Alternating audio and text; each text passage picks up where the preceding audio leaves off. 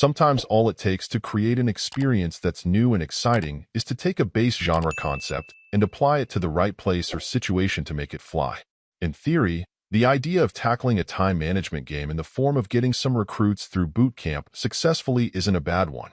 The issue is that while Full Metal Sergeant seems to come out of the gate with a decent concept, in execution it's sadly quite shallow, and even with there not being much to it, I still ran into a critical bug that locked things up.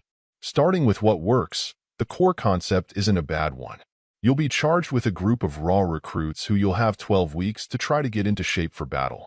To accomplish that goal, you'll need to assign them to training tasks on a daily basis that will help move them in the right direction. For the sake of there being some variety, each has their own struggles in the form of physical or personal flaws that you'll need to figure out how to remedy, or at least try to compensate for by the end of basic training, in addition to assigning them a role they'll fill based on their strengths. While you'll start with a limited number of choices, by having your recruits participate in competitions and satisfying progress expectations, you'll accumulate points that you'll then be able to use to acquire new training options.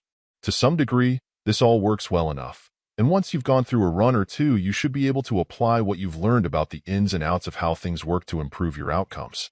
The problem is that aside from learning these quirks and how to get the best results, there really isn't much at all to the experience. I do somewhat wonder if one of the failings I think the game has is related, and that's the fact that you're given very little direction on how to manage their stats, so you'll have to trial and error things, making critical mistakes that you'll then start to work out what you should have been doing from.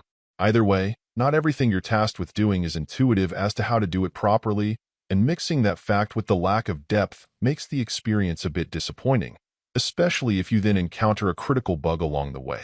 The shame is that the idea here isn't a bad one. It's just a concept that needs far more meat on its bones to have any real appeal. Whether you could have mini-games to get more involved in the various training exercises, or some other element that would bump up your direct level of investment in the fate of your recruits, the game is just missing that added dimension. Instead, it ends up at the level of more simplistic time management sims that work perfectly fine on mobile devices, though I'd argue some of those I've played are more interesting and show quite a bit more depth than this does. Overall, my final score for the game ended up being a 6.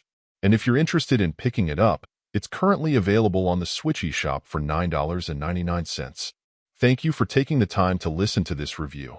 And if you'd like more information or ideas of indie games worth checking out on Switch, be sure to click on the link provided in the description.